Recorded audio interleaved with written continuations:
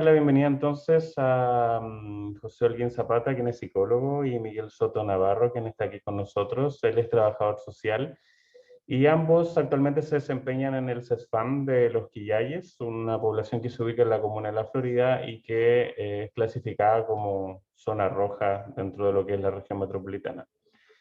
José Holguín pertenece al equipo de salud mental del CESFAM de Los Quillayes y se desempeña como coordinador del programa ambulatorio básico Senda Previene, y también fue asesor técnico del programa de salud mental que es un programa que está dentro de todos los CESFAM del país. También nos acompaña Miguel, quien es trabajador social y también se ha desempeñado como coordinador de programa ambulatorio Senda Previene, y también ha sido parte de este programa que es parte, como les comentaba, de todos los consultorios del país, ¿ya? La idea de esta actividad, estudiantes, es que ustedes puedan también practicar un poco la entrevista que van a tener que realizarles a cada uno de los personajes que van a estar involucrados con el proyecto que van a estar trabajando ustedes. Entonces la idea es que nuestros expositores presenten más o menos dentro de unos 30 minutos, y después de eso ustedes les pueden hacer preguntas pertinentes en relación al trabajo que ellos realizan y también al sector donde se ubica este consultorio, que como les comentaba es el sector de Los Quillayes, la comuna de La Florida, una zona roja. Bienvenida también a la profesora Ilse, que se acaba de conectar, a los profesores que se están conectando y también a los estudiantes de cada una de las secciones. Así es que, Miguel, si quieres comenzamos con la exposición. Miguel, bienvenido y muchas gracias también por esta oportunidad, por esta instancia. No, gracias a ti por la invitación y espero que podamos satisfacer las expectativas que ustedes tienen. Sí, por supuesto. Mira, primero partir un tema que es como, primero, esto es el tema, trabajamos en atención primaria y que sepan que existen distintos niveles de atención. El nivel de atención primaria del cual nos desempeñamos con José, siendo parte de un equipo de 11 profesionales, psicólogos, asistentes sociales y médicos.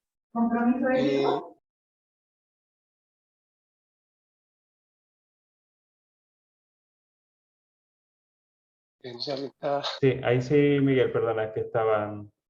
por favor, pedirles también a las y los estudiantes que silencien sus micrófonos, por favor. Así que ahí Miguel, perdona. Ya. Bueno, donde nos desempeñamos nosotros, el equipo de salud mental, básicamente son nuestras funciones de acá, la atención primaria, donde es el centro de atención primaria que recibe los usuarios de esto las primeras atenciones, sobre todo en los aspectos de tipo promocional, preventivo y curativo, y de rehabilitación también en el caso del programa que coordinamos y trabajamos en el tema de drogas. En este sector existe este consultorio que ya lleva muchos años en este ámbito, y nosotros llevamos por lo menos unos 9 a 10 años de trabajo en él. La atención secundaria es la etapa hospitalaria que atiende especialidades y que son derivados de los consultorios, que es la primera etapa de atención de los pacientes. Y el paciente de acá recibe todas las atenciones necesarias, y si no es, digamos, satisfactorio la rehabilitación de este paciente, ¿ya? O dentro de las canastas de prestación de salud primaria en cuanto a profesionales, en cuanto a medicamentos y tipo de atención no son lo suficientes para la demanda que este tiene, es derivado de atención secundaria. Desde acá, este también el nivel terciario, que ya es una parte mucho más especializada, que es derivado de los hospitales de la atención secundaria. Nosotros como atención primaria, ya somos parte de la Comuna de La Florida, uno de los 9 consultorios que existen en la comuna. Somos uno de los consultorios en el sector de mayor vulnerabilidad, por decirlo de alguna forma, que limita con La Pintana, La Granja, Puente Alto, ¿ya? Y atendemos también población de esas comunas, porque la atención primaria uno puede atenderse donde uno lo desee, no solamente en la comuna donde viva. Las prestaciones van a estar destinadas de acuerdo a la comuna donde cada usuario vive. Solamente hay limitadas prestaciones que no podemos hacer. Cuando es demasiado la distancia de otra comuna, ¿ya? Esas no las hacemos, tales como visitas domiciliarias o visitas de evaluación médica a domicilio si son de mucha distancia en otra comuna.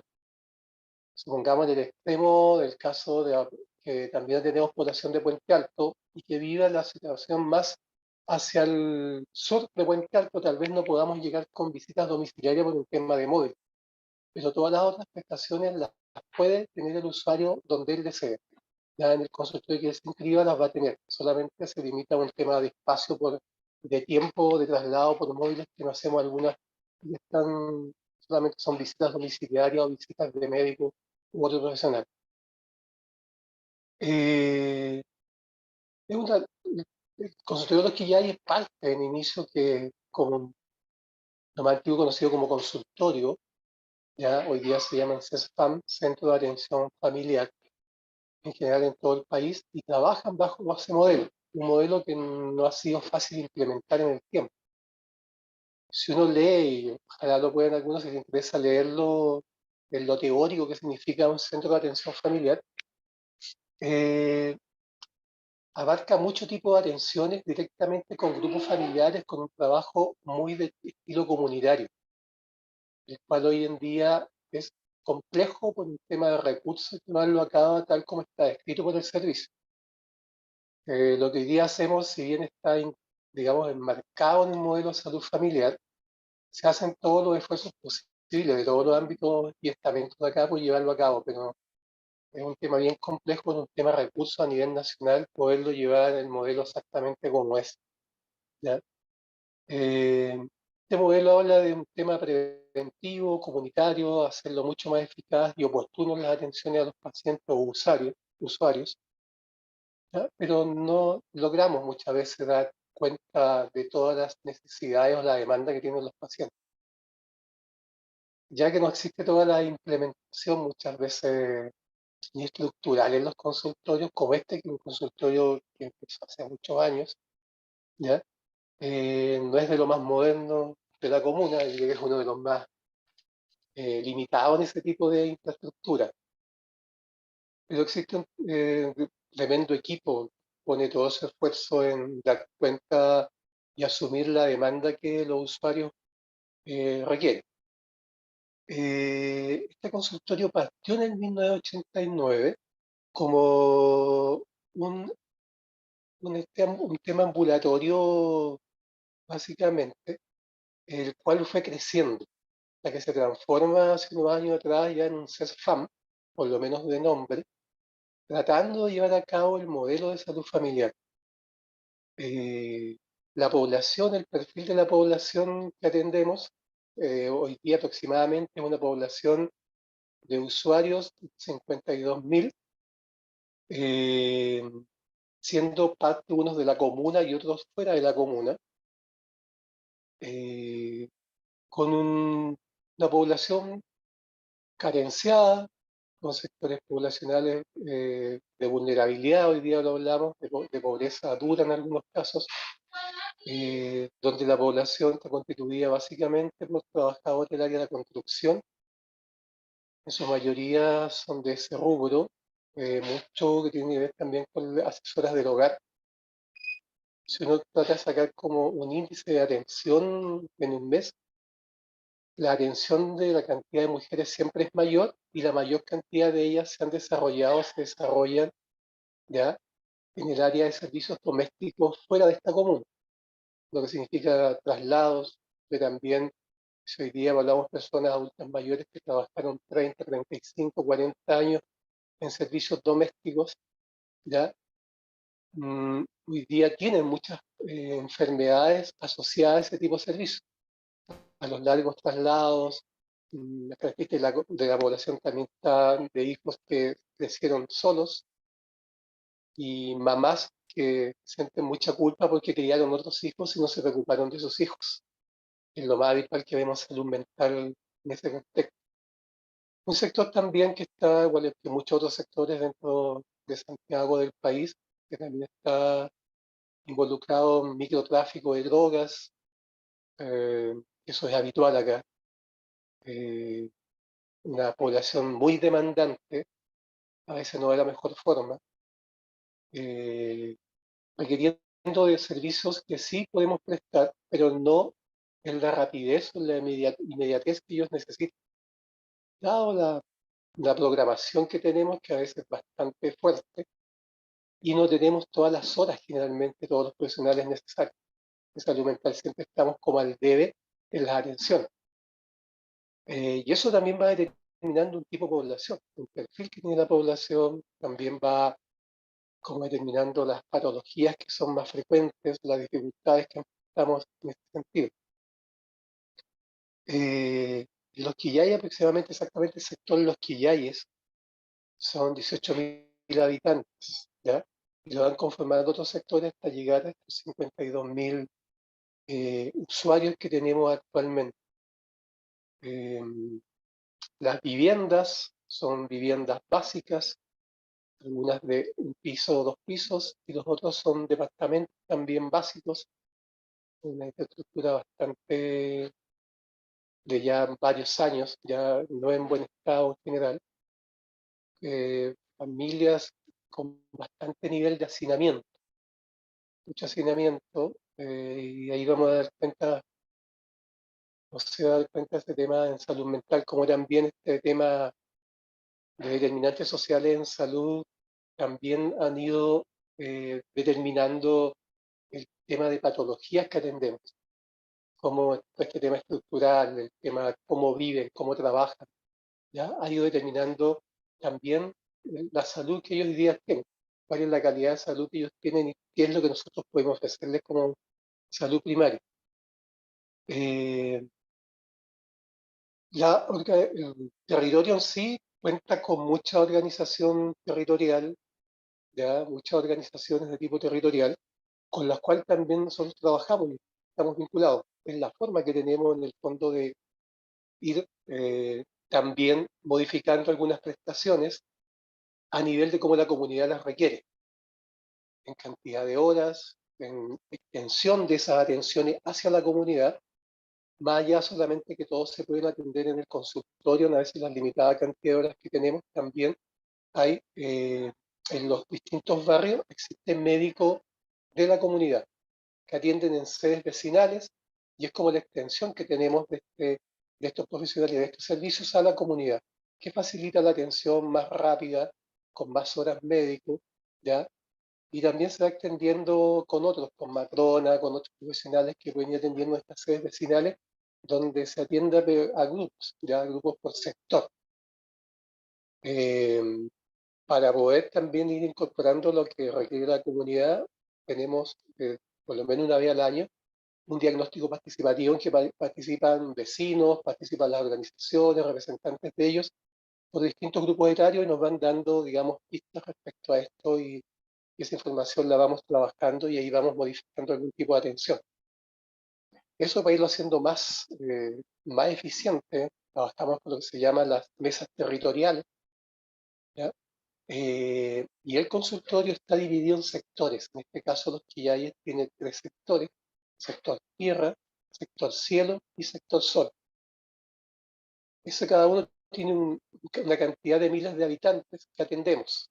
La idea desde esta mirada de salud familiar de un CESFAM es que estos equipos de profesionales que también trabajamos sectorizados conozcamos toda esta población y vayamos dando cuenta, ¿ya?, en los distintos ámbitos, soluciones o alternativas que nos permitan mejorar la calidad, ¿ya?, de vida en el ámbito de salud de estos usuarios. Eso obviamente nos facilita conocer las necesidades, los requerimientos de la población separada por sectores territoriales, ¿ya?, que en algunos casos se diferencian las necesidades por grupo etario. A veces hay una marcada diferencia, otras en general a veces son las mismas necesidades que se repiten con una mayor gravedad, se van repitiendo en la población.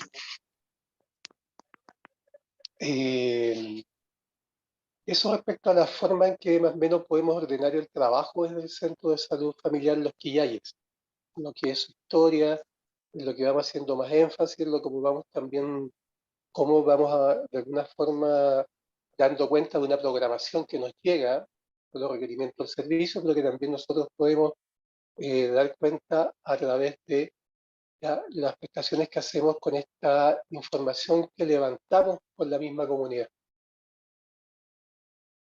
No sé si llegó José. Sí, se acaba de Acá estoy, conectar José. acá estoy. Bien, Disculpen José.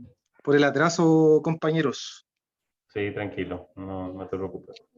De todas formas, yo ya te había presentado, psicólogo, que pertenece al equipo de salud mental del CEFAM de Los Quillayes y que te desempeñas como coordinador del programa ambulatorio básico Senda Previene. Ahí Miguel algo nos estaba contando acerca del trabajo que realizan ustedes, y no sé si quieres continuar tú, José. Sí, Miguel, ¿en qué parte quedaste dentro de la estructura que habíamos pensado? Hice las dos estructuras ya pensadas. Ah, ya. Sí, una pequeña precisión. El ambulatorio básico es un programa de tratamiento para personas que tengan alguna problemática asociada al consumo perjudicial o trastorno por dependencia a sustancias, ¿ya? Solamente lo digo porque el Senda Previene es un programa más bien preventivo, que efectivamente está ubicado en los territorios, pero que no tiene un trabajo interventivo de tratamiento, ¿ya? A mí me tocaba hablar en términos generales con respecto al funcionamiento del programa de salud mental, ¿ya? No sé si Miguel anticipó algunas cositas. José, ¿quieres Pocas. compartir pantalla? No puedo compartir pantalla porque no me conseguí computador. Por lo Ya, tanto, lo tranquilo. pudiese conversar y les pudiese Ujú. contar en términos generales para llegar a algunos puntos particulares en lo que respecta al funcionamiento del programa de salud mental, ¿ya? Me imagino que Miguel les comentó que dentro del CESFAM existen distintos programas: programa adulto, medicina preventiva, salud sexual reproductiva, etcétera, etcétera. Dentro de ese conjunto de programas también está el programa de salud mental, el cual está conformado por un equipo psicosocial, pero que también recibe apoyo y prestaciones de el equipo de médicos generales, ¿ya? Si bien el equipo de salud mental, por lineamiento técnico en CESFAM, en atención primaria, está pensado en lo que es la prevención y la promoción, también implica tratamiento específicamente de patologías de salud mental, que no impliquen grado de severidad o complejidad propio de un nivel secundario, COSAM, ambulatorio, psiquiatría, o nivel terciario, ¿cierto? Hospitalización, corta estadía, ese tipo de atención. Nosotros trabajamos bajo lo que es el modelo de salud mental comunitario, ¿cierto? Embrincado con el modelo de salud familiar, del modelo de salud integral familiar. Eh, Actualmente tenemos un equipo conformado por 6 psicólogos, 5 trabajadores sociales y son 3 médicos los referentes en salud mental, ¿ya? Eso está sectorizado, y digo que son referentes porque en rigor, por el modelo de salud familiar, todos los médicos debiesen desarrollar prestaciones de salud mental.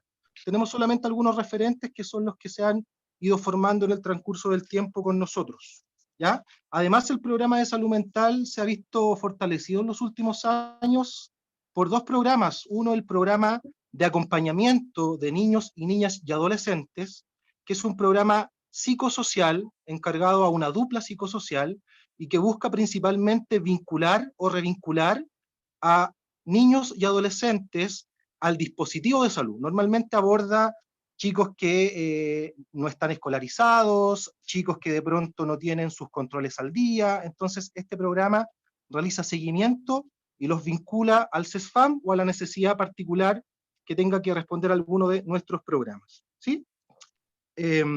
Principalmente el programa de salud mental, si bien trabaja en línea preventiva y promocional, desarrollando talleres psicoeducativos en los colegios, en las comunidades, también desarrollamos prestaciones individuales que desde el estallido social solamente han sido las prestaciones que está desarrollando este programa. Todo lo promocional, todo lo preventivo, todo lo grupal se ha suspendido, ¿ya? Por lo tanto, actualmente estamos desarrollando ingresos de salud mental, psicoterapias, consejerías, consultas sociales y todas las prestaciones que realizan los médicos de nuestro programa.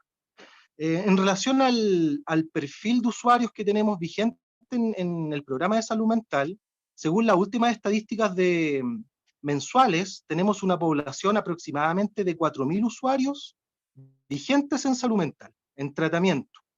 De estos 4.000 usuarios, no tengo los porcentajes para dividirlos entre niños, adolescentes, adultos y adultos mayores, pero principalmente se atienden mujeres, adultez media, entre los 30 y 58 años, que normalmente se caracterizan por ser personas que refieren un sufrimiento o un malestar propio de conflictos psicosociales. ¿Qué quiero decir con esto? Que no necesariamente la persona que llega al programa de salud mental es una persona que pudiese presentar una patología psiquiátrica, sino más bien llegan gente que asume el rol de cuidador de un hijo postrado, llega gente que está experimentando un grado de estrés crónico, sufrimiento, producto de situaciones de violencia intrafamiliar, llega gente que muchas veces ve afectada su funcionalidad, producto también de conductas de consumo, o el fenómeno de la codependencia, de convivir con una persona que tenga una problemática de salud mental, en este caso, una problemática de consumo. También el perfil de nuestro programa, de las personas que son atendidas, normalmente se caracteriza por personas que tienen baja red de apoyo, baja participación social y un déficit importante en lo que respecta al desarrollo de conductas de refuerzo, ¿ya? Nosotros entendemos las conductas de refuerzo como aquellas conductas, hábitos, rutinas que normalmente a nosotros nos nutren, ¿ya? Lo digo porque en ese sentido, el perfil justamente es de gente que no tiene la posibilidad de poder muchas veces desarrollar algo que los refuerce, que los nutra, ¿ya? En relación a lo que son los procesos, tenemos dos modalidades de procesos, lo que son las consejerías que desarrolla el trabajador social, que normalmente están destinadas para los casos de menor complejidad, duelos, crisis normativas o no normativas, procesos asociados a problemáticas de orden familiar, problemas asociados a estilos de crianza, y la psicoterapia normalmente está definida para pacientes que tuviesen alguna aproximación a lo que es un diagnóstico psicopatológico, trastorno de ansiedad, trastornos emocionales en la infancia, episodios depresivos, entre otros. Lo que prima en la población infantil es principalmente trastornos emocionales, y en el último tiempo, desde lo que implica el periodo de confinamiento, lo que se ha visto con más fuerza a principios de este año, están apareciendo muchos casos y muchas personas que refieren sufrimiento o malestar a propósito de síntomas panicosos, ¿ya? Lo que de pronto algunos le llaman crisis de pánico. Eso está ubicado principalmente en el segmento infantil y adolescente. En el segmento adulto hemos podido ver que ha aumentado la aparición de lo que uno llama trastornos adaptativos, que de pronto se pudiesen parecer un poquitito a un episodio depresivo, pero la diferencia está en que normalmente surge a partir de un evento estresor, en donde la persona tenía una dificultad importante para poder generar un proceso de adaptación. Y de frentón también nos hemos encontrado con muchos casos con episodios depresivos y también trastornos de ansiedad que de pronto surgen y que han adquirido fuerza ahora en el momento en el cual se está hablando del desconfinamiento, de la desescalada en salud mental. Algo está pasando con un porcentaje importante de nuestra población que al parecer esta llamada a la desescalada, al desconfinamiento, le está generando síntomas. Lo cual también se suma a la época del año en la cual nosotros hemos visto que por un tema estadístico pudiesen aumentar lo que son las conductas suicidales, ¿ya? Entonces, es una época compleja que se está conjugando con el desconfinamiento y que no todos lo están asimilando de la misma forma. Eso en términos generales con respecto al funcionamiento del programa de salud mental. Se me olvidaba, hay una prestación que tenemos, que es la consultoría psiquiátrica, tanto infantil como adulto, en la cual una vez al mes recibimos la colaboración y la supervisión de un psiquiatra desde el hospital, psiquiatra infanto-juvenil, como también un psiquiatra adulto, para poder supervisar y analizar los casos de mayor gravedad y también de mayor complejidad, con tal de articular la necesidad de derivación a otros niveles de atención, secundario o terciario si fuera el caso, ¿ya? Es una prestación súper importante porque en rigor nos permite descongestionar un poco aquellos casos de gravedad y complejidad que seguimos atendiendo en atención primaria, ¿ya? Si bien atención primaria está pensada para prevención y promoción, igual hacemos tratamiento con respecto a patologías con compromiso leve, pero también tenemos casos de mayor compromiso, de mayor gravedad, justamente porque de pronto la red está algo saturada, está bastante saturada quizás, podría decir, ¿ya? Eso, se me olvidaba justamente la prestación de la consultoría. Miguel. Bueno, también tenemos este tema como de experiencia a nivel comunitario, que ya un poco explicaba de qué se trataba este tema, cómo realizábamos este trabajo comunitario, cómo se desarrollaban también este tema del diagnóstico participativo a nivel comunitario y también las piezas territoriales, con el objetivo de conocer, perdón, ahí, ahí sí, sigo fuera de cámara. Yo te escucho, sí. Ya. Y de esta forma desarrollábamos el trabajo y conocíamos un poco de las necesidades y los requerimientos que la comunidad tiene y que nos traspasa de alguna forma a través de estas estrategias, ¿ya? Pero también hemos desarrollado como estas actividades de promoción.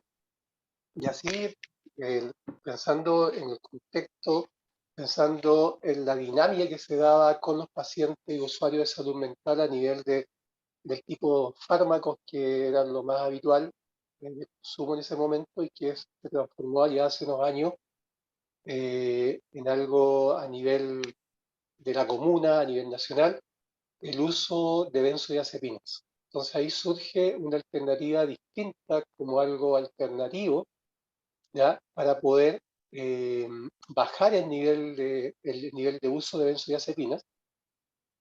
Una alternativa a través de un taller de hierbas medicinales, inicialmente que parte con usuarios del programa Salud Mental, ¿ya? Con el objetivo de ir ofreciendo una alternativa, ¿ya? A este tratamiento con benzodiazepinas. Esto parte en el año 2015 como una alternativa, la cual fue coordinada con el equipo médico en ese momento, también con el tema a nivel del químico farmacéutico que está a cargo de la farmacia, y de esa forma, en un tiempo, logramos ¿ya? Elaborar una metodología de trabajo, logramos tener un cuaderno de trabajo para las usuarias, ¿ya? Donde fuimos dando cuenta y nuestro objetivo también era conocer el uso de hierbas medicinales a nivel de los usuarios, lo cual por las características de la población en la cual trabajamos hay mucho uso de eso. Pensemos que la mayoría de nosotros, en general, nuestros padres han migrado del campo a la ciudad y nos han transmitido oralmente el uso de hierbas medicinales. Partimos con eso, conociendo el uso de hierbas medicinales a nivel de usuarios, para ir planteando una propuesta primero podríamos llamarlo de capacitación a ese nivel, con hierbas básicas de uso habitual, y que sirvieran en este caso sobre todo para el trastornos de ansiedad, ¿ya? Que era donde más se le prescribía benzodiazepina a los pacientes. Eso fue primero la primera instancia, lo cual tuvo un éxito bastante interesante a nivel de los logros que pudimos llevar a cabo en la baja y esta coordinación que establecimos con el equipo médico, de ir bajando los casos que era posible, ¿ya? Y hacer un traslado, ir haciendo un cambio paulatino con otros medicamentos, ¿ya? A algunos pacientes. Y otros de lleno terminaron sin la medicación habitual, sino con el uso de hierbas medicinales. Esto a partir del primer año. Ya el segundo año, esto se fue ampliando, nos dimos cuenta que había un interés mayor en los usuarios del programa de salud mental y otras personas, otros usuarios también del consultorio, en participar en esto. Hicimos elaboramos un proceso de capacitación donde fuimos capacitando en cómo consumir, cómo ir haciendo este cambio en algunos pacientes cuando era posible y que fueran conociendo el uso, ¿ya? de las hierbas medicinales, de algunas hierbas medicinales, y también las contraindicaciones que tenían. Era algo que nos encontramos en la experiencia, nos encontramos con mucha sorpresa, cómo se hacía un mal uso también de las hierbas medicinales a nivel del consumo. Esto fue creando expectativas en nosotros como equipo también, y también en muchos usuarios, lo cual el grupo se fue a integrar con muchas personas, lo cual hoy día se transformó, estamos en 2015, en un grupo de autoayuda. Un grupo de autoayuda que transitaba por distintos momentos, un grupo de autoayuda que ha logrado en el tiempo del 2015 al 2020 o 19 que llegó la pandemia, tuvimos que detener en el proceso y seguimos nada más que acompañándolas durante la pandemia a través de WhatsApp. Fue incrementándose mayor cantidad de gente y fue tomando su propia dinámica. ¿Ya? Nosotros creo que en algún momento nos sentimos sobrepasados, dados los objetivos que teníamos, habíamos sobrepasado nuestros propios objetivos. Fuimos haciendo descubrimientos en compañía con los usuarios, ¿ya? De muchos elementos, como este tema de la falta de sentido de identidad con el centro de salud, lo cual fuimos conformando con ella, y sentir una identidad con el centro de salud a través de la creación de huertos de hierbas medicinales dentro del espacio del consultorio. También eso lo lleva a nivel comunitario, de hecho hoy día se mantiene un huerto comunitario en una sede vecinal del sector Los Navíos hasta el día de hoy. Y esto fue creciendo y conformando una idea respecto al consumo y más allá del tema del hecho de adquirir el uso de hierbas medicinales, se adquiere un sentido de pertenencia y el hecho de que la salud mental, de lo cual somos nosotros también como partícipes de esta idea con José Holguín, la salud mental va más allá y se logra no solamente en la relación con el terapeuta o con los medicamentos, sino en el trabajo comunitario, en el contacto con el otro. Lo cual las usuarias de este grupo, pacientes habitualmente le llamamos, se hacen cargo ellas de esto. Ellas hoy día son como voceras de esto y lo hacen en sus vidas y con otros. Cada día esto ha ido creciendo, fue creciendo en todos estos años, logrando en el 2018 conformar un seminario a nivel intercomunal sobre el uso de hierbas medicinales, el cual estuvo preparado plenamente por ellas. Nosotros solamente coordinábamos algunas cosas, pero todo fue realizado por ellas, logrando obtener un muy buen resultado de participación a nivel intercomunal con muestras de distintas grupos étnicos respecto al uso de hierbas medicinales. Eso ha sido muy interesante lograrlo así, ser una alternativa, ¿ya? Como un grupo de autoayuda, que es un grupo de fondo terapéutico, un grupo que puede buscar esta alternativa de estar bien no solamente con los medicamentos. Eso me lleva dando una mirada distinta del trabajo que se hace en salud mental, llevándolo más allá del box de atención, más allá de la terapia, la consejería o el medicamento. Muchos de estos pacientes hoy día que están con nosotros siguen con sus medicamentos, ¿ya? Es imposible por sus diagnósticos, que ya son crónicos, que puedan hacer un cambio. Pero solamente el hecho de estar con otros, de salir de su encierro, de contactarse con la comunidad, de crear un sentido de identidad con el centro de salud, su vida en ese sentido ha ido cambiando. Su salud ha ido, sin lugar a dudas, ha ido mejorando. Eso, ellos mismos nos dicen eso. Podrán seguir con las mismas molestias, podrán seguir con muchas cosas que son parte de la edad, parte de la vida.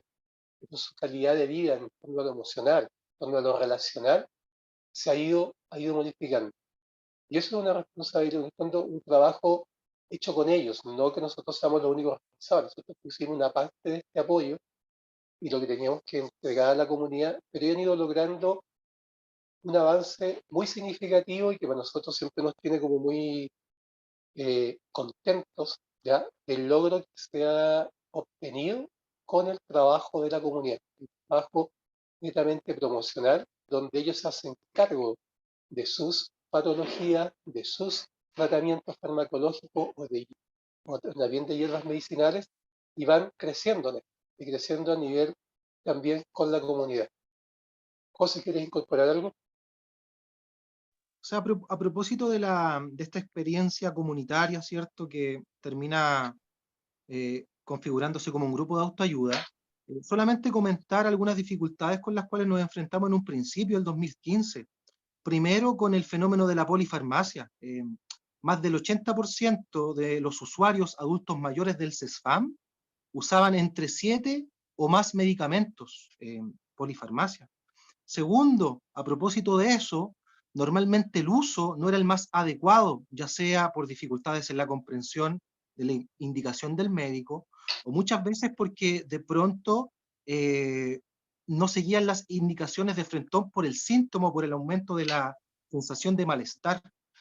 Además de eso, en lo particular de la benzodiazepina, me refiero al clonazepam, diazepam, al presolam, la sanción social por hacer abuso de esa sustancia no es la misma sanción social que hay con respecto a fumar pasta base, consumir cocaína, por lo cual el fenómeno de problematización es más complejo. ¿Te fijas tú? Nos encontrábamos con gente que nos decía, pero ¿por qué esto es malo? Si me lo dio un doctor.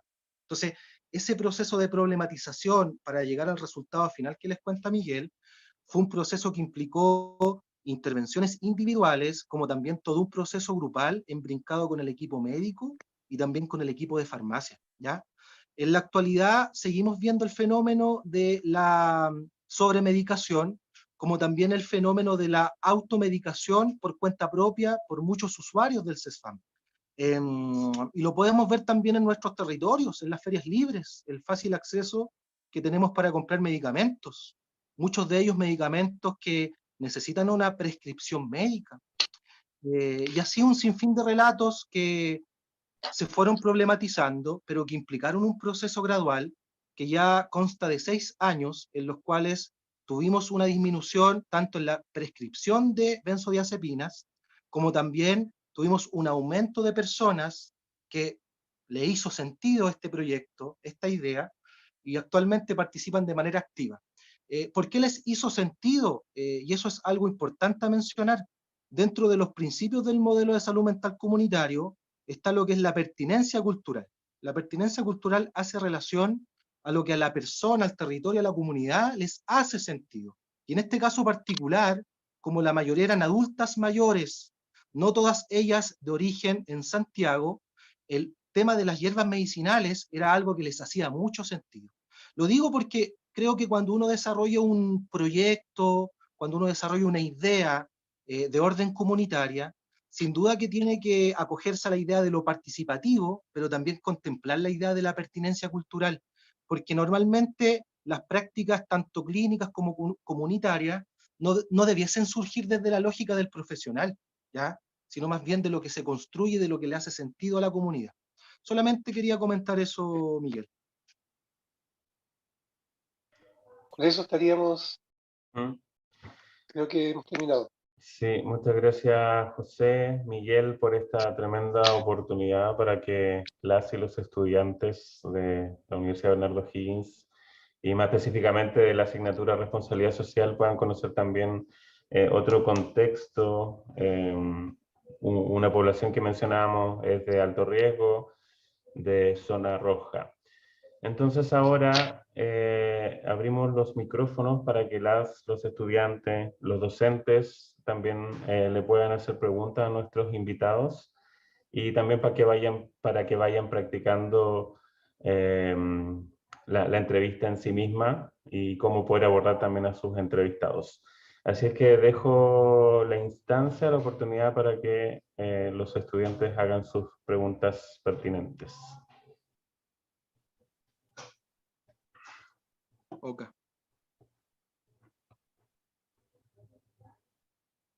O Chicos, comentarios, críticas. Sí. ¿Quién quiere partir? Todo es posible. Hola, buenas. Hola Romario, ¿cómo estás? Bien, buenas tardes. Primero que nada, dar gracias por dedicar su tiempo en explicar cómo funciona el programa. Y en honor al tiempo de mis compañeros, presentaré como unos enfoques. Don Miguel, usted dio énfasis al hacinamiento y tipos de casas en común, casas deterioradas, que pueden ser o existencia de departamentos como un determinante social negativo, y cómo afectan la salud del adulto mayor.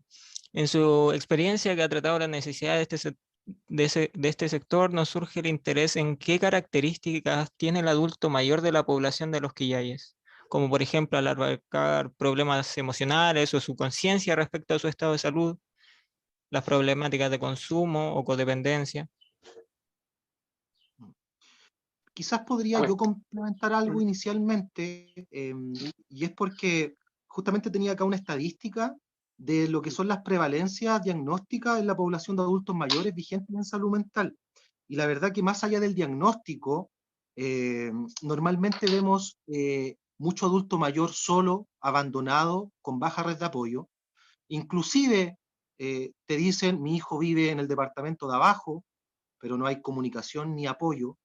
Vemos también ciertas dificultades asociadas al ciclo vital. Me refiero a cómo logran generar una adaptación a propósito de que su cuerpo ya no funciona como antes. Pacientes con dolores crónicos, pacientes con artrosis, lo cual hay evidencia al respecto que normalmente patologías de dolores crónicos pudiesen estar asociadas a afectaciones emocionales. Y también hemos visto bastante incremento en el último tiempo, por lo cual también ahí el MinSal hizo una modificación hace un poquito tiempo, de deterioros cognitivos o quejas cognitivas, las cuales en algunos casos se pudiesen traducir efectivamente en diagnósticos de demencia, ¿ya? Esas son las principales problemáticas de orden psicopatológico. En lo que respecta a lo social, quizás Miguel pudiese complementar. Sí, ahí en términos sociales, uno, con la atención, pues nosotros, además de los trabajadores sociales de trabajar en salud mental, también tenemos horas asignadas de consulta social, donde orientamos respecto a distintas demandas sociales o el tipo de elaborar informes para obtener pensiones de invalidez y distintas cosas. Bueno, ahí encontramos un adulto mayor bastante deteriorado.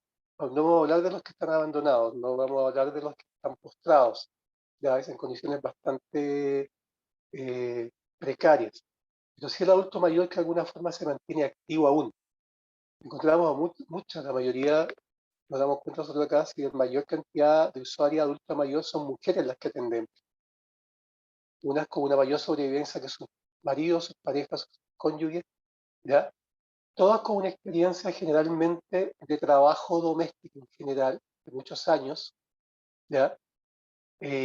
Con hoy día obtener pensiones muy bajas, porque la mayor cantidad de su vida laboral no le pagaron cotizaciones o fueron de hecho engañadas. Te puedes encontrar con muchos casos de pacientes que llegan acá y no entienden cómo hoy día obtienen después de 40 años una muy baja pensión, porque solamente o tienen muy bajo, ya se plantea el tema del capital que tienes en la AFP tuyo, que parece que no es así, pero claro, porque esos 40, 35 años que trabajaron solamente le cotizaron 5, 10 años. ¿Ya? Eso es una tónica bastante frecuente. Adultos mayores que dejaron de trabajar en servicios domésticos para transformarse en cuidadores de nietos. Adultos mayores que tienen su casa, es una casa básica, ¿ya? Donde han tenido que acoger a hijos que han tenido dificultades económicas, ya no pueden pagar un arriendo o no tienen cómo obtener una vivienda o un tipo de subsidio y los acogen en sus casas. ¿Ya? Eso es bastante habitual en el perfil del adulto mayor que atendemos. Adultos mayores que se hacen cargo de muchos nietos en periodos de su infancia, algunos se quedan hasta su adolescencia y más allá, ¿ya? Porque tienen madres que trabajan también y trabajan en un sistema retail hoy día, en un sistema también de servicios domésticos, ¿ya? Que no les permite hacerse cargo de la crianza en general de sus hijos. Abuelas que tenemos que atender muchas veces, que ellas se hacen cargo de la crianza en sentido de que si el psicólogo los derivó a pautas de crianza con trabajador social, quien viene a cargo de esos nietos es la abuela. Ella es la que está todo el día con sus hijos, son cuidadores, ¿ya? De sus nietos. En general es una población adulto mayor ya bastante como, si uno los observa, como muy deteriorada. Entonces ya con un gran número de problemas de salud mental, muchos muy dependientes de medicamentos de forma crónica, en general con relaciones bastante complejas, porque el sector donde viven es complejo, ¿ya? Con dificultades de convivencia entre vecinos, con los espacios muy reducidos donde viven. Estamos hablando de casas que si tiene un antejardín, en este antejardín, si alguno de esos miembros se compró un auto, estamos hablando de un auto pequeño, no cabe dentro de ese espacio. Entonces tienen que ampliar eso hacia la calle, lo que evita una serie y trae una serie de problemas comunitarios. Entonces es una población que vive constantemente en situaciones conflictuadas por la misma convivencia que le ha traído su situación de pobreza, de tanta carencia que tiene. Claro. Si bien muchos de ellos te podrían hablar hoy día que en este contexto pandemia, ellos recibieron mucha ayuda del municipio. Este fue un municipio que sí, objetivamente, lo tenemos que decir nosotros, sí entregó mucha ayuda a muchas personas. Pero eso no basta con ayudas, con subsidios en este momento, en una situación de historia de vida, ¿ya? Y como antes lo mencionaba, los determinantes sociales en salud, obviamente que van, valga la redundancia, determinando la calidad de salud y de vida de ese paciente, de ese usuario. De hecho, ya han tenido largas horas de trabajo, largas horas de traslado a su lugar de trabajo. El sentir muchas veces culpa de no haberse hecho cargo de la crianza de sus hijos. Va deteriorando su estado emocional, su estado de salud física. No se han preocupado mucho de ellos, no se han preocupado de su salud, no se han hecho cargo a tiempo de sus problemas hasta llegar a un extremo cuando ya están muy dañados físicamente, deteriorados físicamente. Ese es como el perfil del adulto mayor. Pero también hay que mencionar, yo creo que pasa eso, pero los adultos mayores tienen como una resistencia, yo creo que es como digna de mencionar. Yo creo que lo que más uno ve en las organizaciones territoriales son adultos mayores. Yo creo que son adultos mayores que vienen de otra generación, son de otra generación, de otro tiempo en nuestro país, en que van a seguir adelante, sea como sea, llevan acá, se hacen cargo a sus nietos, lo controlan que vaya al colegio, se preocupan sin saber mucho, no tener mucho estudio, de que sí tenga las tareas, de venir acá a gestionar informe para gratuidad cuando van a entrar a la universidad. Son adultos mayores que se hacen cargo de su carencia, de sus dolencias por toda esta vida de trabajo, se hacen cargo también de la familia y lo hacen muy bien, la mayoría lo hace muy bien. Eso en general. Sí, es verdad, ese factor protector de que efectivamente la mayor participación es del segmento adultos mayores. Solamente quería cerrar algo con respecto a esa pregunta.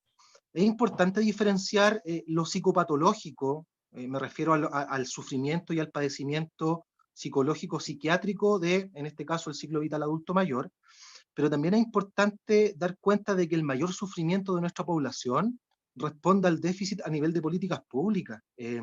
La gente ya no sufre porque tiene esquizofrenia, bipolaridad, una patología psiquiátrica. La gente sufre porque no tiene oportunidad, no tiene acceso, y porque las políticas públicas no están pensadas ni para el niño ni para el adulto mayor. Nuestro modelo de vida está pensado para el adulto funcional. Entonces, tú no eres funcional laboralmente y eres excluido. Por lo tanto, el fenómeno de la exclusión, del apartar al adulto mayor, es real, no es dramatismo. Nosotros lo vemos a diario, ¿ya? Entonces es importante hacer esa diferencia, lo psicopatológico versus el sufrimiento producto de las condiciones sociales que emanan, ¿cierto?, de las políticas que tenemos, que no son proteccionales en este caso. Claro, muy, muy fuerte, José, lo que mencionas. Muchas gracias. Chicos, ¿qué más? ¿Alguna otra pregunta de los grupos de trabajo para nuestros invitados? Sí, buenas tardes. Hola, Constanza. Un gusto y muchas gracias por la presentación. Quería consultar con respecto al programa que tienen con los adultos mayores. Estos programas y talleres o actividades que realizaron con ellos incluían también tratar de mejorar o tratar de integrar a los cuidadores de estos o a las personas de los cuales ellos eran responsables, en el sentido de que si trataban de generar alguna clase de enlace entre los cuidadores que tenían para fomentar una mejor relación familiar también para poder apoyarse entre ellos, o solamente el programa estaba enfocado en la salud mental del adulto mayor sin incluir al cuidador. En el caso particular del taller de promoción en salud mental, hierbas medicinales, ese fue un espacio pensado para el adulto mayor, no necesariamente para su red. Pero también hay otras experiencias. Por ejemplo, yo estuve a cargo del programa de estimulación cognitiva, que era un programa en modalidad de taller pensado para adultos mayores con algún grado de deterioro cognitivo, que no fuera propio de una demencia, ¿cierto? En el cual sí se incorporaba la red de apoyo a los cuidadores. Y también está el programa de dismovilizados, que son pacientes postrados, ¿cierto? En los cuales se les hace la visita, y quizás Miguel pudiese complementar mejor esta idea, en donde también se trabaja efectivamente con los cuidadores. Y a propósito de un fenómeno que es brutal, el síndrome del cuidador, que incluso va más allá del ciclo vital del adulto mayor, porque lo vemos con madres, con hijos, con enfermedades importantes, la vemos con mujeres de adultez media que cuidan a sus padres o madres demenciados, donde efectivamente el síndrome del cuidador es algo que se debiese abordar.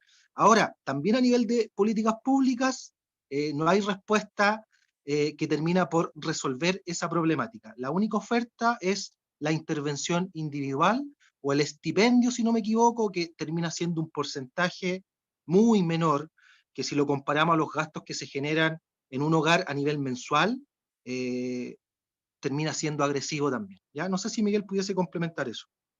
Sí, acá existe, bueno, en todos los CESFAM existe un programa de inmovilizado, se llama acá, ¿ya? Se llama, le cambiaron el tema, se llama postrados. Es un programa que lo constituye otro equipo, que está a cargo de enfermeras, médicos específicamente del programa, psicóloga y trabajador social. A esto se le están dentro de un programa específico donde el paciente es evaluado por una enfermera y es de alguna forma evaluado para ser parte del programa como desmovilizado y que requiera todas esas atenciones. Se trabaja a través de visitas domiciliarias, todas las evaluaciones de ellos son en domicilio, curaciones, evaluación médica, evaluación de trabajador social por alguna necesidad que tenga específica para cubrir, psicólogos si necesita tanto el cuidador o la cuidadora o el paciente también, ¿ya? Así que ese programa que realiza todo este trabajo. También acá por lo menos nosotros realizamos una vez al año por lo menos una capacitación al cuidador. La idea en esta capacitación es entregarle elementos que le permitan facilitar, ¿ya?, el trabajo que realiza con esta persona, que puede ser muchas veces son sus padres, ¿ya?, son sus hermanos, son sus hijos, ¿ya?, de facilitarle y también de entender el proceso que vive, en este caso el familiar, ¿ya?, que está postrado. Se les acompaña psicológicamente, se les capacita en muchos elementos, estrategias para poder abordar ciertas situaciones donde se desborda o se descompensa el paciente. Generalmente es de atención bastante rápido, ¿ya?, porque estamos asignados por horas para hacer visitas, para contención, para distintos temas, abordarlos. Muchos piden ayuda en temas más complejos muchas veces y se les presta esa ayuda. Es bastante amplio eh, lo que se logra hacer, ¿ya? Siempre siempre es pobre la prestación en general a la cantidad y la demanda que existe, ¿ya? Son bastantes pacientes postrados, mucha la demanda, habitualmente los cuidadores están descompensados o han tenido que abandonar su vida laboral, su vida familiar, por hacerse cargo de un familiar. No existe en estos casos la posibilidad de contratar a alguien que los cuide por el valor que tiene, dependiendo de una pensión básica generalmente, o una pensión básica solidaria muchas veces. Y en ese caso, ahí es cuando el José menciona esto del estipendio, que es una ayuda que entrega el Estado para el cuidador, que es mínima, no sobrepasa los 100.000 pesos de forma mensual, ¿ya? Y para eso se cumple una serie de requisitos. Tener un registro social que sea del 40% y así muchos elementos que van dejando muchos de estos cuidadores fuera. el paciente que está postrado tiene que estar en una situación de gravedad, no puede ser mediana ni leve, tiene que ser grave su situación de salud para que pueda postular, ¿ya?, a recibir el estipendio del cuidador. Entonces es un tema bien complejo, y aquí también lo que decía José se hace notar, la falta de preocupación o realmente el interés de las políticas sociales en ir en ayuda y mejorar, porque muchos de estos cuidadores dejaron su vida laboral. Muchos hijos o hijas abandonan su vida laboral por hacerse cargo del papá, la mamá, la abuela o el hijo. Y viven al final de ayudas, subsidios y de este estipendio que es nada, es muy poco lo que se le entrega de ayuda, siempre y cuando sea el paciente está siendo cuidado de una gravedad extrema. No es mediana ni leve, es extrema. Eso. Muchas gracias. Constanza, ¿querías agregar algo? Sí, disculpen. Lo que pasa es que, claro, en este momento actualmente me encuentro investigando información sobre precisamente el síndrome del cuidador junto con mis compañeras, y como políticas públicas no encontramos absolutamente ningún proyecto propiamente tal en un CEFAM, por lo menos a nivel metropolitano. Incluso yo por lo menos me acerqué, y otras compañeras nos hemos acercado a preguntarles a adultos mayores y a sus cuidadores si es que han tenido acceso ellos a alguna clase de terapia o información en cómo tratar a su adulto mayor correspondiente a la enfermedad que él tenga. Y en ninguno de estos se toma en consideración el aprendizaje del cuidador, cómo debe abordar la enfermedad, cómo debe abordar al adulto mayor, si es que existe alguna manera de tener alguna intervención psicológica para él, en comparación a, por ejemplo, a un manual que estuvimos leyendo que es de España, que el cuidador, las municipalidades estaban haciendo de manera complementaria junto con el cuidador, días, por ejemplo, en que las familias estaban libres y se agendaba eso directamente en la municipalidad y se entregaba un día libre a la familia y la municipalidad se hacía cargo del adulto mayor. Darle esa clase de descansos. Pero acá, no, por lo menos, le doy las gracias a don Miguel y a don José con respecto, porque por lo menos el programa que leí yo de pacientes postrados, en ninguna parte del ítem aparece que la ayuda psicológica también es para el cuidador. Entonces, Claro. ahora eso es algo que debo agregar, pero en lo que leí solamente está incluido el adulto mayor. En ningún momento dentro del programa se menciona el cuidador. Claro. Entonces, era como eso. Me gustaría comentar algo en relación a lo que dice la compañera. En Chile existen, creo yo, que más de 15 organizaciones de cuidadores, de cuidadoras informales, que son organizaciones, ¿cierto?, desde la sociedad civil, gente común y corriente como nosotros, y que son cuidadores y asumen el rol no solamente de adultos mayores, estamos hablando de madres de hijos que están en la Teletón con dificultades importantes. Entonces hay mucha organización desde lo civil que se está exigiendo incluso, y esto lo vi en abril de este año, que se incorpore a nivel de políticas públicas una respuesta concreta y eficiente, ¿ya? Relevante también para su condición.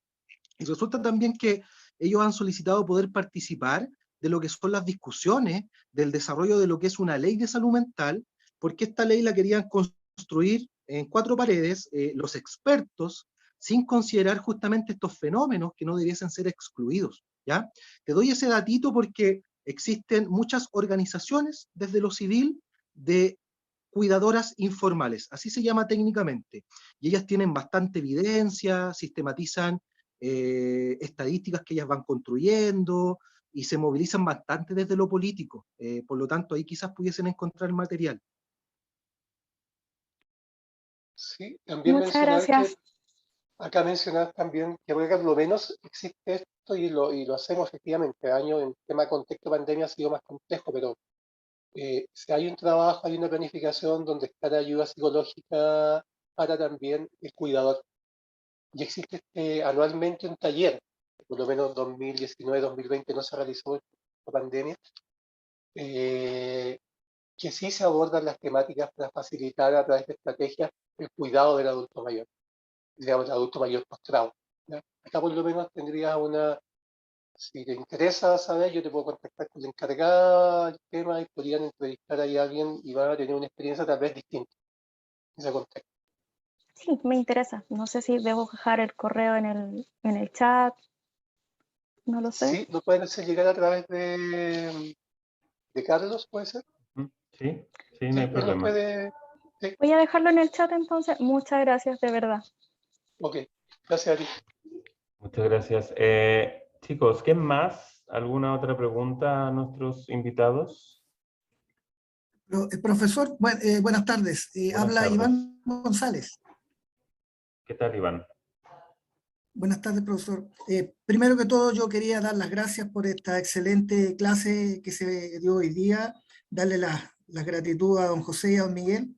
Y quisiera a lo mejor hacer una consulta referente al tema de, dentro de este trabajo que se hace con el adulto mayor, ¿tiene considerado alguna algún capítulo o algún esquema en el cual se le pueda hacer una capacitación en el área de prevención de riesgo ante una emergencia a la gente de la tercera edad en esas municipalidades?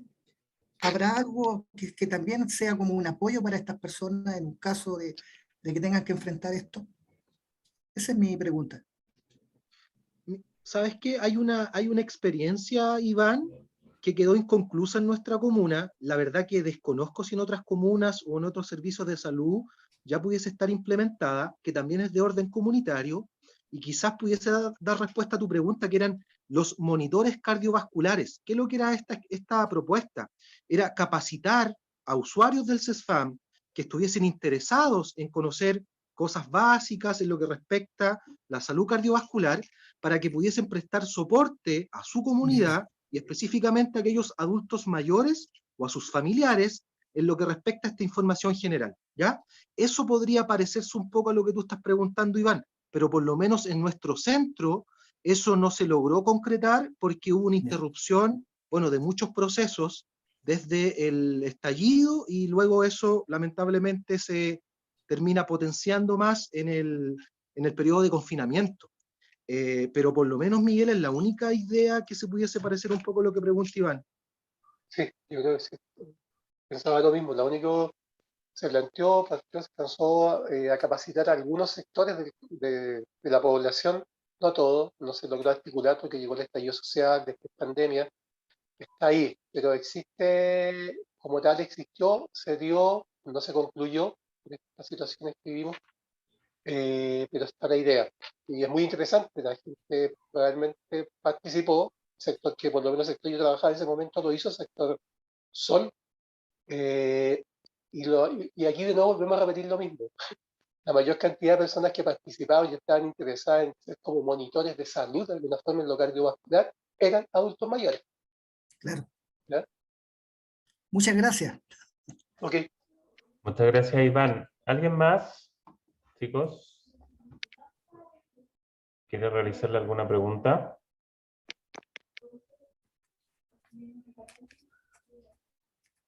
No, al parecer no hay más. No sé si los docentes, Katiuska levanta la Sí, mano. sí, yo levanto la mano por acá. Hoy, primero que todo, muchísimas gracias a ambos, Miguel, José, porque esta es una instancia súper interesante para los chicos, el poder tener esta clase empleada con personas que están en terreno, ¿no? En los territorios, y eso es súper importante. Nosotros trabajamos todo esto en el papel, pero no hemos tenido posibilidad alguna de llegar a los socios comunitarios. Y este primer encuentro con ustedes para nosotros es un regalo. Y en ese contexto a mí me gustaría preguntarle a los dos, eh, ¿qué le podrían decir a los estudiantes como quizás tips o claves que les permitan a ellos llegar a la comunidad, poder trabajar desde la mirada participativa, ¿no es cierto?, colectiva que ustedes están planteando y que no es tan habitual, ¿ya? Muchas veces muchos proyectos se pierden justamente porque no se hace partícipe a la población que está siendo directamente beneficiada. Y el taller que tú describías, Miguel, es una instancia maravillosa porque surge justamente de las necesidades de los pobladores. Si les pudieran, no sé, señalar como ustedes como profesionales en el fondo, ¿qué les plantearían a ellos en ese contexto? ¿Qué debiesen hacer ellos como futuros profesionales para tener ese vínculo?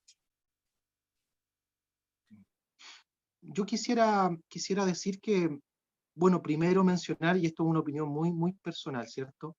Que yo creo que hace un buen tiempo, sin ánimo de politizar el tema ni de ubicarme en algún sector político, pero creo que hace un buen tiempo se vienen quebrando los procesos de orden comunitario, y eso se nota en los territorios.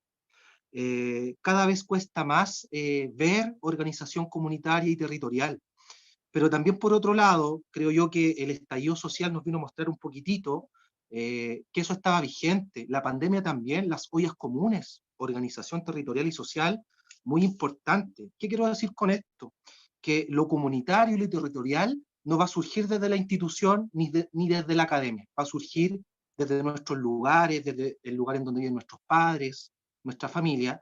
Yo creo que lo más importante es empezar a detectar tanto necesidades como las posibles oportunidades, ya sean en fondos municipales, nacionales o inclusive internacionales, y organizarse. Yo creo que es importante organizarse.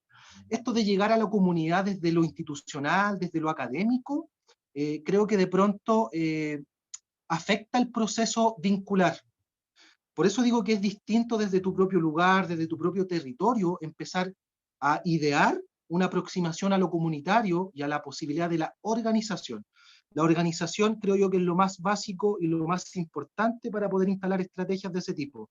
Y no me refiero a organizaciones formales, me refiero a organizaciones informales, como lo hacían los clubes deportivos, las juntas de vecinos, bueno, esas son más formales, los clubes de amigos que hacían deporte en algún lugar y postulaban algún fondo, y un sinfín de organizaciones que hoy día están operando.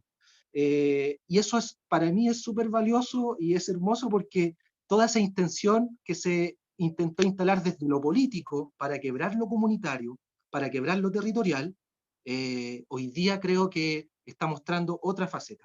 Por algo estamos en un proceso constituyente, creo que eso también es resultado y síntoma de lo mismo. Entonces, la única recomendación que yo podría entregarle a los chiquillos o las chiquillas es que vean si les hace sentido organizarse, dejar lo individual y empezar a pensarse en comunidad. Porque creo yo que también el modelo que prima hoy día es el modelo de verte solamente en lo individual, en lo que a ti te afecta, da lo mismo el otro.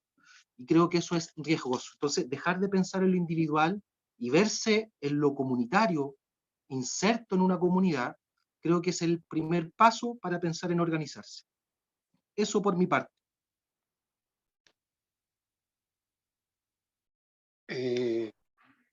No sé, creo que es como complejo dar cómo lo podrían hacer bien. Yo creo que uno siempre trata de hacer las cosas lo mejor posible.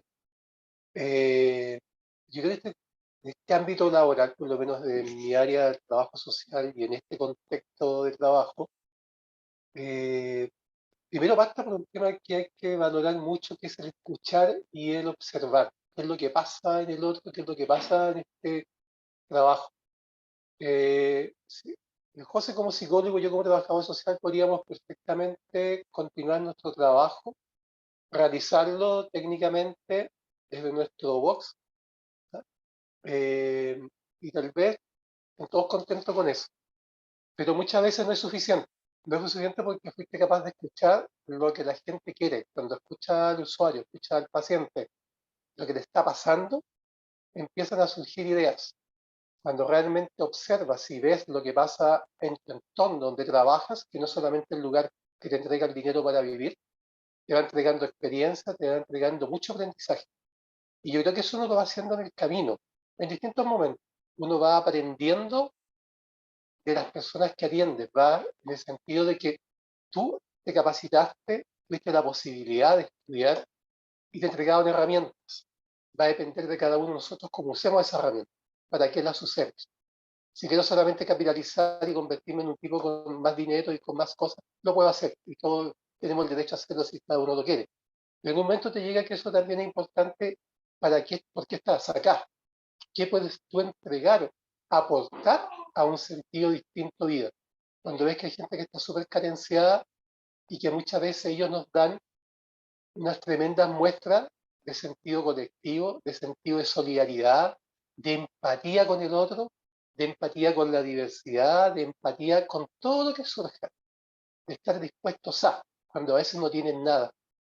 Entonces yo creo que eso a uno, si no lo golpea eso, no sé, mejor me voy a trabajar a una empresa y sigo ganando plata y se acabó mi vida, ¿no? Yo creo que eso es como hay que mirar eso, qué nos pasa a cada uno de nosotros con eso. Eso podría Claro. decirle. Bueno, y para hacer trabajo comunitario hay que hacerlo siempre bajo por lo menos dos principios. El principio de la participación, concebir al otro como parte de tu comunidad, participante, ¿cierto? Y la idea de la pertinencia cultural que la nombré delante, que este mazo es un concepto que atraviesa la salud mental, pero también atraviesa lo que es el trabajo comunitario, lo que les hace sentido a las personas. Si uno dispone de una idea y la quiere implementar desde su propia lógica, no le va a hacer sentido a las personas. Por lo tanto, lo participativo y la pertinencia cultural son elementos fundamentales para hacer trabajo comunitario. Súper. Profesora Ilse, cuéntenos, usted también quiere hacer una pregunta. Bien, más que todo, bueno, agradecer por esta gran oportunidad que me están dando los estudiantes, los profesores, porque bien nosotros estamos trabajando hace un tiempo con lo que es la responsabilidad social, pero dada la pandemia no hemos podido asistir al terreno como tal. Entonces rescato lo que es el diagnóstico social visto desde la participación ciudadana. Y este es un ejemplo claro de cómo se está trabajando con el verdadero diagnóstico social, en el sentido que lo que vamos a trabajar debe ser desde las necesidades, los intereses de la parte colectiva y también con ellos para la resolución del problema, dado que también se busca que el proyecto que se vaya a realizar se construya con el colectivo, se construya con trabajo colaborativo para poder ver a lo que es el proyecto sostenible dentro de la propia comunidad y resuelva las necesidades de ellos. Entonces, todo este gran ejemplo que nos ha dado se ve claramente que es un éxito cuando el diagnóstico social es participativo y ustedes lo han explicado detalladamente y paso a paso. Así que es una gran ganancia para nosotros esta gran oportunidad de la clase ampliada que también le ha permitido a los estudiantes ver ese paso a paso del diagnóstico social y darle la oportunidad de hacer las entrevistas directamente a las personas. Entonces, agradecida enormemente y estamos también a la voz. Bien. Muchas gracias, profesora. No sé si alguien más de las o los estudiantes, los docentes, quiere hacer alguna pregunta o ya también para ir cerrando nuestra actividad.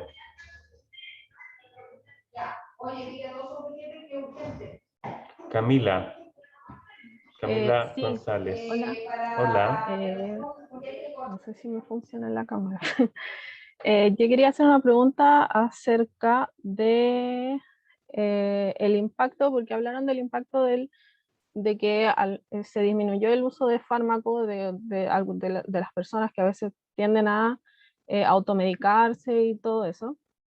Pero si aparte de ese tipo de impactos ha generado otro, el taller de las hierbas medicinales, y si a lo mejor se pudiera replicar en otros consultorios, porque por ejemplo, yo vivo en la Florida también, pero por otro sector. Pero por ejemplo, no sé, replicar lo mismo en otros sectores de la misma comuna, y así, no sé si mejorar el tema también de que las personas se preocupen por su salud mental, porque igual es como, todavía tiene ese como estigma de que a lo mejor no, es que toma pastilla y anda como atontado en el día, o a lo mejor también acercar el tema de preocuparse por la salud mental, siendo que los adultos mayores se sienten mejor a lo mejor tomando alguna hierba más que una pastilla. No sé si se entiende. Sí, Claro. sí. Mira, Camila, nosotros en los años que llevamos trabajando este proyecto, hemos intervenido en varios otros consultorios, nos han solicitado, de hecho, siempre estábamos en eso antes de la pandemia. De hecho, participamos, nos invitaron, porque una de las usuarias fue a la zona de la costa, a Isla Negra, y vio por ahí un consultorio que estaban trabajando en unas hierbas y partió a contar que ella también trabajaba en lo mismo, Y al final resultamos que fuimos invitados a un primer encuentro en la quinta región de hierbas medicinales en torno al tema salud. Y de ahí para adelante nos envalentonamos, no José y yo, sino que las usuarias, las participantes del grupo, a que querían dar a conocer lo que ellas estaban haciendo. Y ahí nos dimos cuenta también porque nosotros habíamos potenciado tanto esta situación que ya ellas podían conducir y podían dar cuenta del proceso. Podían dar cuenta del proceso que ellas habían armado y que habían ido viviendo con nosotros, ¿ya? Y eso obviamente nos significó estar presente en muchos lugares. Muchos consultores de la Florida vinieron para acá a conocer la experiencia y quienes la presentaban eran ellas. Nosotros éramos meros coordinadores y en algunos momentos actuamos, pero nada más que eso.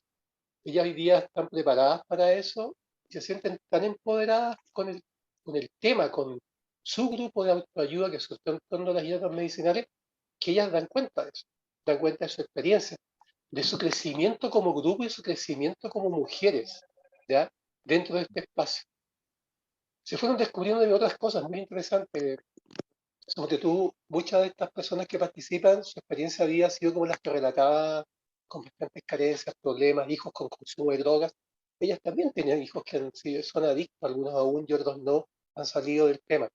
Pero ellas también tenían este prejuicio contra el consumidor de droga y básicamente lo que tenemos más cercano acá, el consumo pasta base. Como de evitarlo, no mirarlo, ahí están, esos son ellos, nosotros somos otra cosa. Y esto empezó a existir un acercamiento ya con consumidores de drogas. De hecho, empezamos a invitar, trabajamos con la comunidad terapéutica del COSAM, con la comunidad Conterra, a invitar chiquillos que estaban en proceso ya de rehabilitación. Y ya empezaron a conocer esto y empezaron a tener una mirada distinta respecto a lo que ellas mismas sufrían. Una mirada mucho más empática respecto al tema, empezaron a entender el porqué, que dentro de este contexto que vivían había muchas situaciones que llevaban a un consumo a temprana edad y a hacer adicción. Entonces ya empezaban a mirar un tema que es habitual verlo para ella, pero lo veían con muchos prejuicios, teniendo ella hijos inclusive adictos. ¿Ya? Empezaron como a verlos como personas que sufrían también con esta situación de dependencia de una droga. Y eso también fue un aprendizaje para nosotros. De hecho, eso que pasó, y lo que te relato, nunca lo pensamos. Se dio y lo descubrimos que se estaba dando cuando observábamos y conversábamos de cómo iban surgiendo estos encuentros, cómo ya iban cambiando su forma de mirar esta situación. Se pueden hacer muchas cosas. Yo creo que con un grupo de autoayuda se va creando como toda esta relación tan humana, una relación sin ningún interés, una relación solamente de estar bien, de tratar de estar con otros bien, no yo solo. Ya no dependo del medicamento, dependo de mi vecina, dependo de la vecina de más allá que no la había hablado nunca y hoy día la hablo, dependo que tengo alguien que me contenga, que es mi vecina, y que ella le interesó aprender cómo contener a su amiga que estaba al lado, a la vecina que estaba al lado. Entonces fueron aprendiendo, y creo que ha sido un tema de crecer juntos. Y ellas fueron aprendiendo a crecer, y creo que nos enseñaban a crecer a nosotros también como profesionales en muchos ámbitos y abriendo a muchas cosas más en ese sentido del trabajo.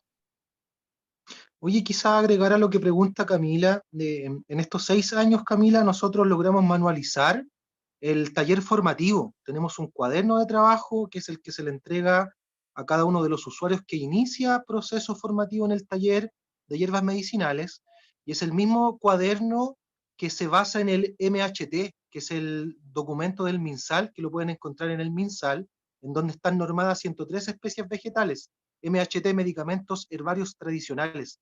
Ese cuaderno nosotros lo hemos compartido, lo hemos regalado a personas como también a instituciones, a programas de salud mental, justamente que se han acercado a conocer la experiencia con el interés de replicar.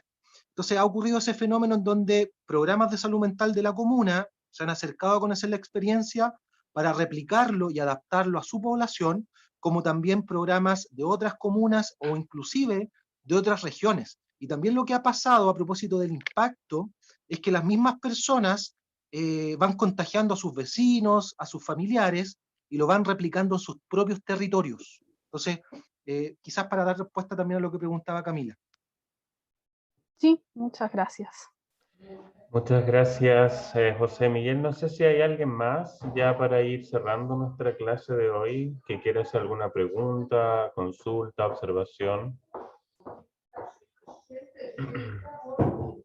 Bueno, comentarles a las y los estudiantes de mi curso y el resto de los cursos de los profesores que también Miguel y José están abiertos a la posibilidad de que ustedes puedan hacer sus trabajos de responsabilidad social en base a este consultorio, ¿ya? En base al consultorio de los Quillayes. Si ustedes necesitan los contactos, valga la redundancia, me pueden contactar. Les voy a dejar mi celular. Se los dejo ahí en el chat al resto de los estudiantes que son de otros cursos, por si quieren realizar este trabajo en base entonces al consultorio de los Quillayes, ¿ya? Estamos cerrando así esta clase de hoy, maravillosa, que estuvo muy buena, muy agradecidos Miguel y José, de verdad, tremenda experiencia que compartieron con nuestros estudiantes. Así es que muy agradecidos y están cordialmente invitados también para otras actividades que realicemos en el futuro y que contribuyan también al proceso formativo de los estudiantes. Nosotros aquí somos meros interlocutores nomás, nada más que eso. Nosotros hacemos el contacto con vinculación con el medio. Así es que de verdad muy agradecidos por esta instancia. Vale. Un Gracias a abrazo, que ustedes. estén muy bien. Muchas gracias, Carlos, Muchas Katiuska, gracias. don Miguel, porque también, bueno, voy a tomar su palabra, porque tengo grupos que están trabajando también con el adulto mayor, y a lo mejor sí estemos trabajando en conjunto también con ustedes. Muchas gracias. Ya, pues que estén muy bien. Gracias a ustedes, Encantado. muchas gracias. Gracias a ustedes, que estén muy bien. Gracias. Muchas gracias. Gracias. Gracias.